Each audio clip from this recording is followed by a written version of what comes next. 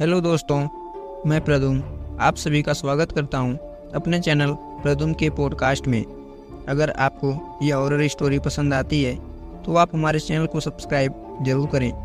तो चलिए बिना देरी के शुरू करते हैं आज की यह हॉरर स्टोरी। तो दोस्तों, कहानी शुरू करने से पहले मैं आप सबको यह बता दूं कि यह कहानी एक भूतिया हवेली की है जो शहर से दूर स्थित एक घने जंगल में थी। तो चलिए इस कहानी को शुरू करते हैं उस भूतिया हवेली के पॉइंट ऑफ व्यू से। तो आप सब कहानी में बने रहें और कहानी को एंजॉय करें। शहर से दूर घने जंगल के बीच स्थित थी एक पुरानी हवेली। इस हवेली का नाम शांति निकेतन, लेकिन यह नाम सिर्फ एक भ्रम था। इस हवेली में शांति की वजह एक गहरी रहस्यमय डर की छाया बसी हुई थी। हर कोई जानता था कि इस हवेली में जाने की हिम्मत कोई नहीं करता था। लोगों का मानना था कि यहाँ आत्माओं का वास है। अंधेरे के बाद इस हवेली के पास से गुजरने में हिम्मत किसी में नहीं थी। कहते हैं कि रात के सन्नाटे में हवेली में अजीबो गरीबो आवाज़ें आती थी। कभी बच्चों के हंसने की आवाज़, तो कभी किसी औरत के चीखने की आवाज़, तो कभी किसी आदमी के रोने की आवाज़। इस इलाके में एक युवा पत्रकार अजय रहता था।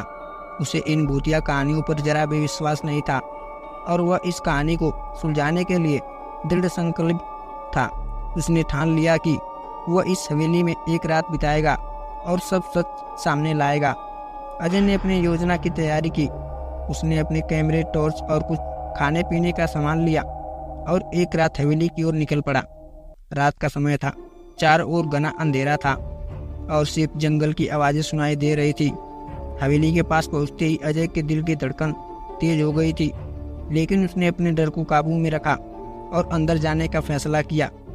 हवेली का मुख्य दरवाज़ा टूटा हुआ था।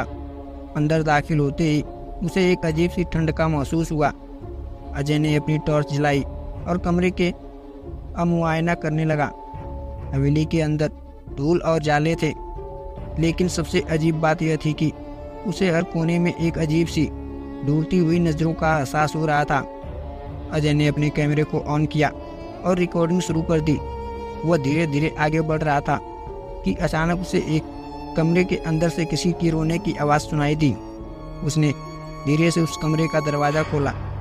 कमरे के अंदर एक पुराना झूला लटका हुआ था जो खुद ब खुद हिल रहा था। अजय ने देखा कि कमरे के कोने में एक परछाई थी जो धीरे धीरे उसके पास आ रही थी। अजय का दिल तेजी से धड़कने लगा, लेकिन उसने अपने आप को संभाला और परछाई के पास गया। जैसे ही वह परछाई के पास पहुंचा, उसने देखा कि वह एक औरत की आत्मा थी। उसकी आंखों में गहरा दर्द और दुख था। अजय ने हिम्मत जुटाकर पूछा, तुम कौन हो और यहाँ क्या कर रही हो? आत्मा ने धीमी आवाज़ से कहा, मैं इस हवेली में पूर्व की मालकिन हूँ। मेरे पति ने मुझे बेवजह मार डाला और मेरे बच्चे को मुझसे छीन लिया। तब से मेरी आत्मा इस हवेली में भटक रही है। मुझे न्याय चाहिए। अजय ने उसकी कहानी सुनी और उसे न्याय दिलाने का वादा किया। आत्मा ने उस हवेली के तहखाने में छुपे कुछ सबूतों का पता दिया जो उसके पति के अपराध को साबित कर सकते थे। अजय साहस दिखाते हुए तहखाने का रास्ता ढूंढा और वहां जाकर उन सबूतों को इकट्ठा किया। सुबह होने लगी थी और अजय जल्दी से उन सबूतों को लेकर पुलिस स्टेशन पहुंचा। पुलिस ने उन सबूतों के आधार पर हवेली के पूर्व मालिक को गिरफ्तार कर लिया। आत्मा को न्याय मिल गया और हवेली की भूतिया कहानी धीरे धीरे खत्म हो गई। अजय के इस साहसिक कहानी ने उसे इलाके का हीरो बना दिया और लोगों ने हवेली के रहस्य को एक सचमुच के रूप में स्वीकार किया। शांति निकेतन अब सचमुच शांति का प्रतीक बन गया था। लेकिन अजय के मन में एक सवाल हमेशा के लिए बस गया था, क्या सच में आत्माएं होती हैं या वह एक भ्रम था? जो भी हो, अजय की यह कहानी हमेशा एक रहस्यमय बनी रहेगी। अजय के साहसिक कारनामे ने न केवल उसे इलाके का हीरो बना दिया, बल्कि उसने पूरे शहर का ध्यान भी खींचा। लोग अब शांति निकेतन को भूतिया हवेली की जगह एक ऐतिहासिक धरोहर के रूप में देखने लगे। हवेली की कहानी अब एक किंवदंती बन गई थी और अजय की बहादुरी के किस्से हर घर में सुनाने लगे थे। अजय को अब भी इस घटना के बारे में सोचते हुए अनगिनत सवाल परेशान करते थे। एक रात उसने तय किया कि वह फिर से शांति निकेतन जाएगा, लेकिन इस बार अपने सवालों के जवाब पाने के लिए न, कोई रहस्य सुलझाने के लिए। अगली रात अजय ने फिर से अपनी टॉर्च ऑन किया और उठाया हवेली की ओर निकल पड़ा।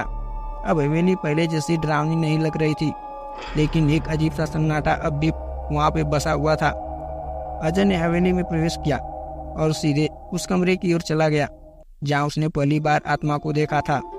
कमरे में अजीब सी शांति थी। उसने झूले को देखा जो अब स्थिर था। अजय ने मन ही मन सोचा कि शायद यहाँ कुछ भी नहीं है, लेकिन तभी उसे फिर से उसी आत्मा की आवाज़ सुनाई दी, अजय धन्यवाद। अजय चौंक गया, लेकिन इस बार उसे डर नहीं लगा। उसने धीरे धीरे कहा, तुम्हें न्याय मिल चुका है, अब तुम शांति से हो। आत्मा की आवाज़ आई, फिर से गूंज उठी, हाँ मैं शांति में हूँ, लेकिन मुझे तुम्हें एक और रहस्य बताना है। अजय की आंखों में जिज्ञासा उठी। क्या रहस्य है? उसने पूछा। आत्मा ने बताया, इस हवेली में सिर्फ मैं ही नहीं, और भी कई आत्माएं हैं जो अपनी कहानियों को दुनिया के सामने लाना चाहती हैं। उनकी आवाज़ें अनसुनी रह गई हैं और वे न्याय की प्रतीक्षा कर रही हैं। अजय ने अपने आप को संभाला और आत्मा से पूछा, मैं उनकी मदद कैसे कर सकता हूँ? आत्मा ने जवाब दिया, तुम्हारे पास जो साहस और सत्य की प्रति निष्ठा है, उसी से तुम उनकी कहानियों को सामने लाना में सक्षम हो सकते हो। इस हवेली के हर कोने में एक कहानी छुपी हुई है। अगर तुम सच्चे मन से सुनोगे तो वे अपनी कहानियाँ तुम्हें बताएंगे। अजय ने आत्मा की बातों को गंभीरता से लिया और एक नई यात्रा की शुरुआत करने के लिए निर्णय कर लिया। वो पूरी रात हवेली में घूमता रहा और उसकी कहानियों को रिकॉर्ड करता रहा। उसे हर कमरे में, हर कोने में एक नई कहानी मिलती रही। कुछ कहानियाँ दिल दहला देने वाली थी, तो कुछ कहानियों को छू लेने वाली थी। हर आत्मा ने अपनी व्यवस्था और अपने जीवन में अनसुने पहलुओं को अजय के सामने उजागर किया।